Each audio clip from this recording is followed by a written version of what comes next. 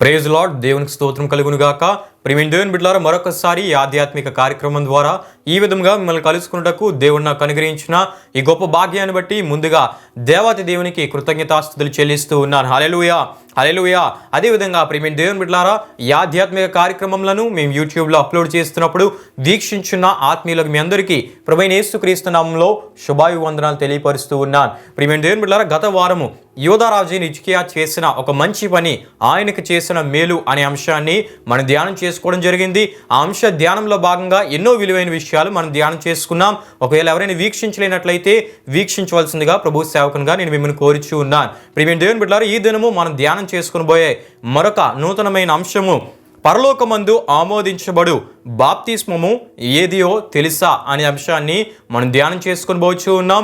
ఈ అంశంలో భాగంగా ప్రియమైన దేవుని బిడ్డలారా, అనేకమైన విషయాలు మనం తెలుసుకోబోతున్నాం. ఏ విషయాలు మనం తెలుసుకోబోతున్నామో ముందుగా నేను మీకు తెలియపరుస్తూ ఉన్నాను.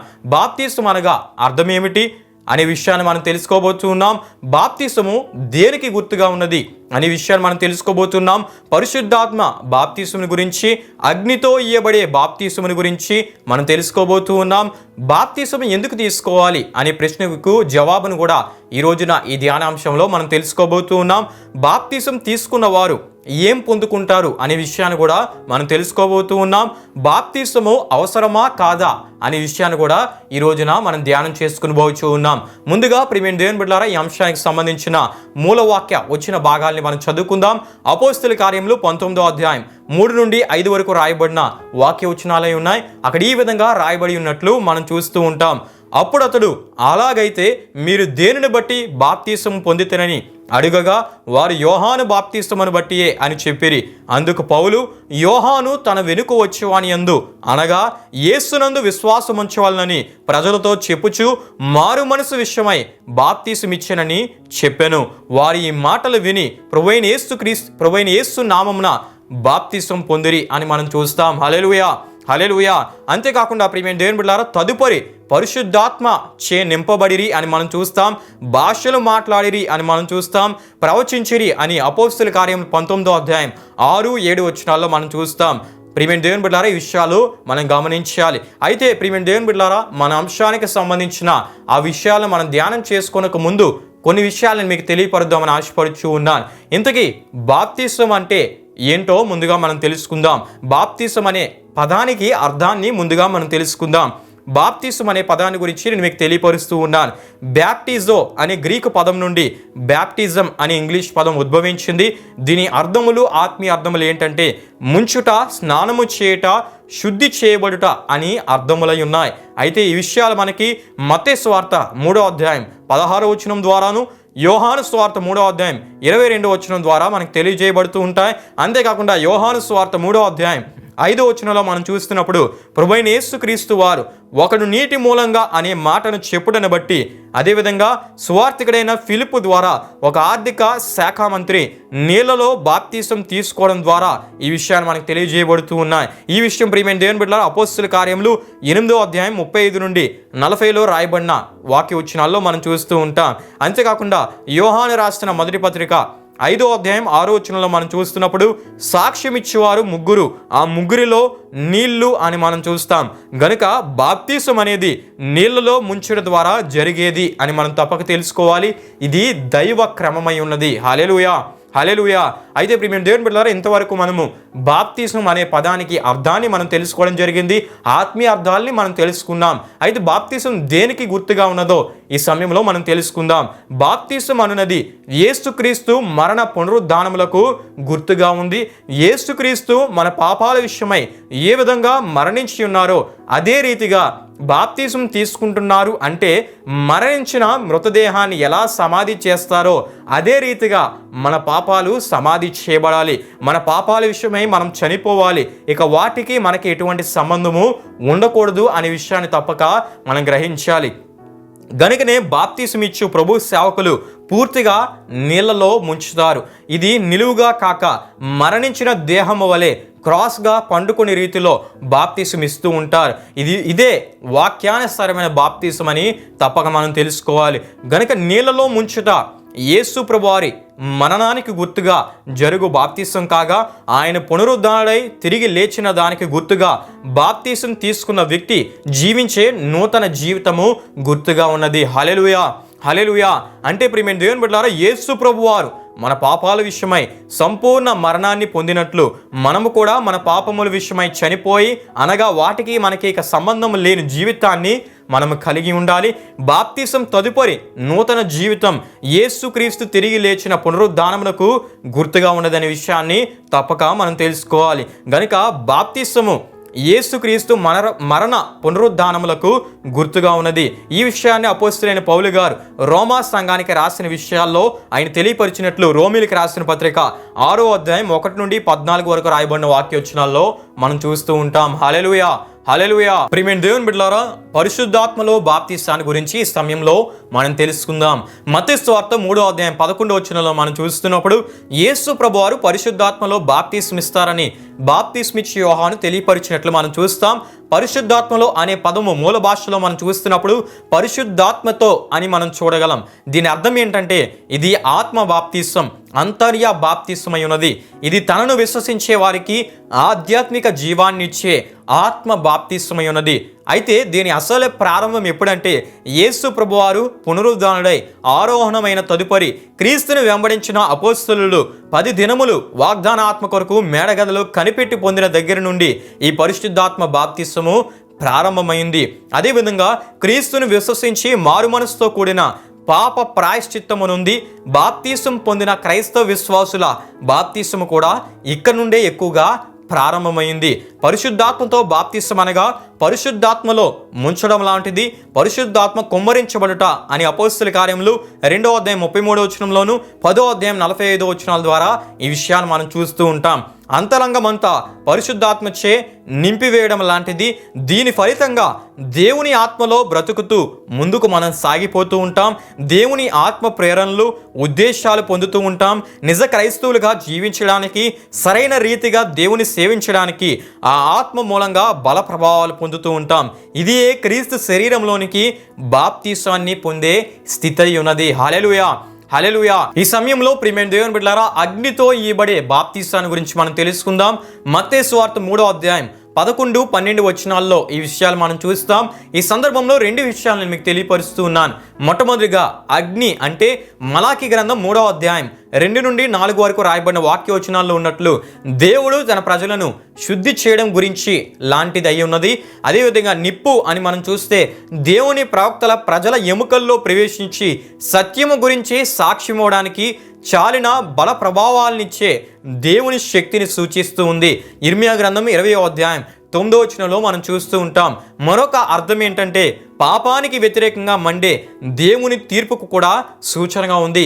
ఈ విషయాలు ద్వితీయోపదేశ కాండము 32వ అధ్యాయం 32వ వచనంలోను, యెషయా గ్రంథము 30వ అధ్యాయం 3వ వచనంలోను, దెస్సలోనికీయులకు రాసిన 2వ పత్రిక 1వ అధ్యాయం 7, 8 వచనాల్లో మనం చూస్తూ ఉంటాం. గోధుమలకు అంటే దేవుని ప్రజలకు పరిశుద్ధాత్మతో బాప్తిసమియ్యగా, పొట్టు అంటే దేవుని ప్రజలు కాని వారికి ఆరని అగ్ని లాంటి తీర్పులతో కూడిన శిక్షలు ఇవ్వడం జరుగుతుంది. ప్రియమైన దేవుని బిడ్డలారా, ఇది ఆయన పంపే తీర్పులై ఉన్నవి, శాశ్వతమైనవి కూడా కావచ్చు. అదేవిధంగా క్రీస్తుని కలిగిన క్రైస్తవుడు ఖచ్చితంగా లేకపోయినా ఆయన వాణి విషయమై దయించు అగ్నిగా ఉండే దేవుడని హెబ్రీయులకు రాసిన పత్రిక 12వ అధ్యాయం 29వ వచనంలోను 10వ అధ్యాయం 26, 27 వచనాల్లో మనం చూస్తూ ఉంటాం.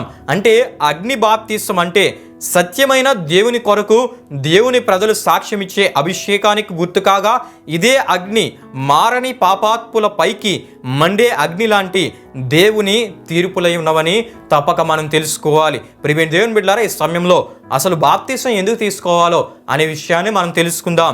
దేవుడే మానవునిగా వచ్చిన యేసు ప్రభువారు ఆయన చెప్పారు గనుక, అంటే ఏకైక నిజ దేవుడే చెప్పారు గనుక ఈ విషయం యోహాను సువార్త 3వ అధ్యాయం 5వ వచనంలో మనం చూస్తాం. యేసు ప్రభువారు ఇట్లనెను అని మనం చూస్తాం. ఒకడు నీటి మూలముగాను ఆత్మ మూలంగాను జన్మించితేనే గాని దేవుని రాజ్యంలో ప్రవేశింపలేడని నీతో నిశ్చయముగా చెప్పుచున్నానని మనం చూస్తాం. అసలు బాప్తిసం ఎందుకు తీసుకోవాలంటే దేవుడే మానవునిగా వచ్చిన యేసు ప్రభువారే స్వయంగా చెప్పారు గనుక మనము తీసుకోవాలి. ప్రియమైన దేవుని బిడ్డలారా, అంటే దేవుడు ఉండే రాజ్యంలో ప్రవేశించాలంటే బాప్తిసం తీసుకోవాలి. మరణము లేని దేవునితో మహిమ గల నిత్య రాజ్యంలో మరణము లేని నిత్య జీవ స్థితిని మనం పొందుకోవాలంటే బాప్తిసం తీసుకోవాలి. ఇది యేసుక్రీస్తు మాత్రమే ఏకైక నిజదేవుడని విశ్వసించేవారు వారి విశ్వాసాన్ని బహిరంగంగా ఒప్పుకొని వారి రక్షకునిగా ఏకైక నిజదేవునిగా యేసుక్రీస్తుని అంగీకరించి వారి సమ్మతిని తెలియజేయడమే నీటి మూల బాప్తిసమై ఉన్నది. హల్లెలూయా, హల్లెలూయా. అదేవిధంగా అపోస్తలుల కార్యములు 2వ అధ్యాయం 38వ వచనంలో అపోస్తలులైన పేతురు గారు, మీరు మారు మనసు పొంది పాప క్షమాపణ నిమిత్తము ప్రతివాడు యేసుక్రీస్తు నామమున బాప్తిసం పొందుడి, అప్పుడు మీరు పరిశుద్ధాత్మ అను వరము పొందుదురు అని ఆయన తెలియపరిచినట్లు మనం చూస్తాం. పాత మనస్సుకు ప్రతిగా క్రొత్త మనస్సు, అంటే పాత మనస్సు పాప మనస్సు అని మనం తప్పక తెలుసుకోవాలి. దానికి ప్రతిగా క్రొత్త మనస్సు పొందుతా అంటే దేవుని మనస్సును కలిగి ఉండుటకు మారు మనస్సు పొందాలి. గనుకనే అపోస్తలుడైన పేతురు గారు మీరు మారు మనస్సు పొంది అని ఆయన తెలియపరిచినట్లు మనం చూస్తాం. ఇందులో మరొక భావం ఏంటంటే, ఆ భావం ఏంటంటే ప్రియమైన దేవుని బిడ్డలారా, ఈ బోధ విన్నవారిలో యేసుని రక్షకునిగా విమోచకునిగా దేవునిగా అంగీకరించని యూదులు ఉన్నారు. ప్రియమైన దేవుని బిడ్డలారా, యేసుక్రీస్తు శిలువ మరణము వారి కొరకు కూడా క్రీస్తు పొందారని అంగీకరించని వారు ఉన్నారు. ఆయన దేవదూషణ యూదా మతాచారములకు సాంప్రదాయాలకు ధర్మశాస్త్రములకు విరోధంగా ఆయన మాట్లాడడాన్ని బట్టి ఆయన్ను సిలువ వేశారు తప్ప మన పాపముల కొరకు ఆయన చనిపోలేదని తలంచువారుగా అనేకులు, ఆనాడు ఆ సందర్భంలో ఉన్న యూదుల్లోని అనేకులు, అదేవిధంగా ఆకాశం క్రింద నుండి ప్రతి జనముల్లో నుండి పెంతుకోస్తు పండుగకు వచ్చిన యూదుల్లోని కొందరు ఈ అభిప్రాయాన్ని కలిగి ఉన్నారు. ప్రియమైన దేవుని బిడ్డలారా, గనుకనే ఇప్పటికైనా యేసుక్రీస్తు మీ కొరకు కూడా మరణించాలని గుర్తించి మనస్సు మార్చుకొని ఆయనే దేవుడని విశ్వసించానని అపోస్తలుడైన పేతురు గారు దేవుని ఆత్మచే బోధించడం జరిగింది. హల్లెలూయా, హల్లెలూయా. ఇట్టి స్థితితో యేసుక్రీస్తుని దేవునిగా విశ్వసించడం ద్వారా పాప క్షమాపణ మీకు కలుగుతుంది. ఇక ఇంతటితో ఆగిపోక బహిరంగంగా యేసుక్రీస్తే దేవుడని మీరు అంగీకరించుచు ఆయన చెప్పిన నీటి మూల బాప్తిసమును పొందండి, అప్పుడు పరిశుద్ధాత్మ అనే వరాన్ని మీరు పొందుతారని అపోస్తలుడైన పేతురు గారు చెప్పినట్లు అపోస్తలుల కార్యములు 2వ అధ్యాయం 21 నుండి 36 వరకు రాయబడిన వాక్య వచనాల్లో మనం చూస్తూ ఉంటాం. అపోస్తలుల కార్యములు 2వ అధ్యాయం 21 నుండి 36 వరకు రాయబడిన వాక్య వచనాల్లో మనం చూస్తున్నప్పుడు, ఈయనను అనగా యేసుక్రీస్తుని మీరు దుష్టుల చేత సిలువ వేయించి చంపితిరి అని ఆయన చెప్పినట్లు మనం చూస్తాం. ఈ విషయాల్ని యూదులు బాగుగా అర్థం చేసుకున్నటకు యేసుక్రీస్తుకు సంబంధించిన ప్రవచన సంబంధమైన విషయాల్ని అపోస్తలుడైన పేతురు గారు పరిశుద్ధాత్మ ప్రేరణచే ఎత్తి చూపడం మనం చూస్తూ ఉంటాం.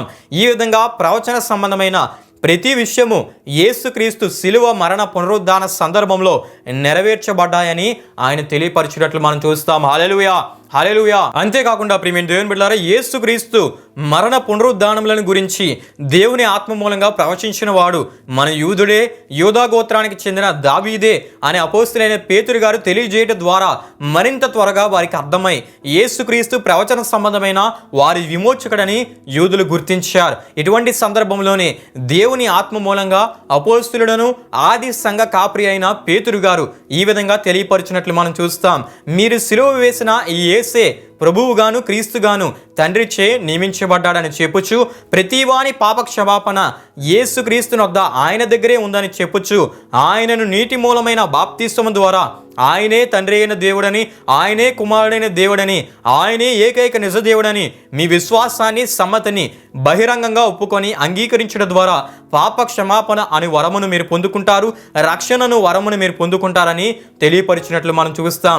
అపోస్తలుడైన పేతురు గారి ద్వారా ఆత్మ బోధన అంగీకరించిన వారు బాప్తిసం పొంది ఫిలిప్పీలకు రాసిన పత్రిక 3వ అధ్యాయం 20వ వచనం ప్రకారము పరలోకమందు ఉన్న పౌరస్థితితో పాటు ప్రకటన గ్రంథము 20వ అధ్యాయం 15వ వచనంలో ఉన్నట్లు పరలోకపు జీవ గ్రంథములో వారి పేరును నమోదు చేసుకోవడం జరిగింది, చేర్చబడటం కూడా జరిగింది. ప్రియమైన దేవుని బిడ్డలారా, దేవుని పరలోకపు కుటుంబంలో వారు సభ్యులయ్యారు. ప్రియమైన దేవుని బిడ్డలారా, గనుక బాప్తిసం పొందువారు ఇన్ని విధములైన పరలోకపు శాశ్వత ఆశీర్వాదాలకు అర్హులవుతారు. ప్రియమైన దేవుని బిడ్డలారా, గనుక బాప్తిస్మం అవసరమా కాదా అంటే అవసరమే అని దేవుని వాక్యం సెలవిస్తూ ఉంది.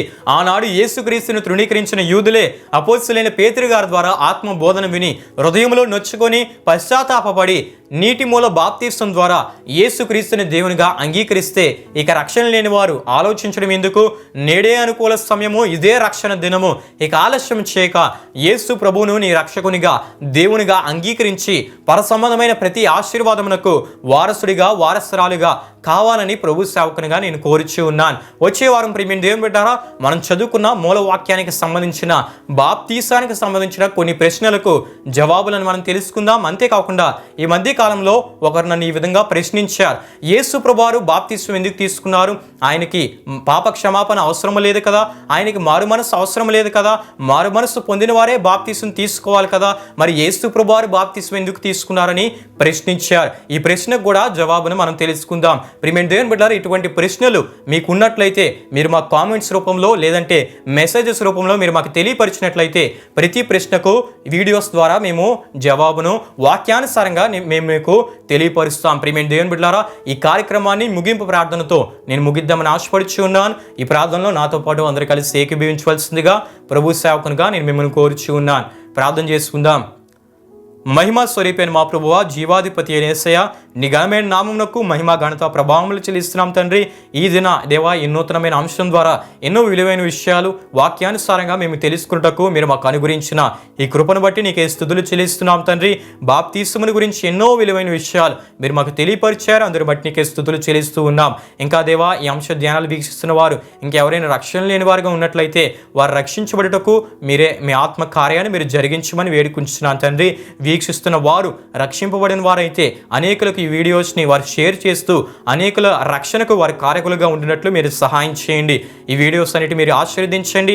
దేవ, వచ్చేవారు మరికొన్ని ప్రశ్నలకు జవాబులను తెలియపరుస్తున్నట్టుగా వాటన్నిటి విషయాల్లో నీ ఆత్మ జ్ఞానాన్ని మీరు మాకు అనుగ్రహించి నడిపించమని ఈ అంశ ధ్యానములన్నిటి ద్వారా కేవలం నీ నామమునకే మహిమ ఘనత ప్రభావములు తెచ్చుకోమని వీక్షించిన ప్రతి ఒక్కరిని దీవించి ఆశీర్వదించమని నీ కృపలో వారిని నడిపించమని ప్రభువైన యేసుక్రీస్తు పరిశుద్ధ నామంలో అడిగి వేడుకుంటున్నాము తండ్రి. ఆమేన్. యేసు రక్తమే జయం, ప్రభేసు రక్తమే జయం, ప్రభేసు రక్తం సంపూర్ణమైనది, అపవాది క్రియలకు అంత నాశనం కలుగునుగాక. ఆమేన్. ప్రభు మిమ్మును మీ కుటుంబములను నూరంతలుగా ఆశీర్వదించునుగాక. ఆమేన్.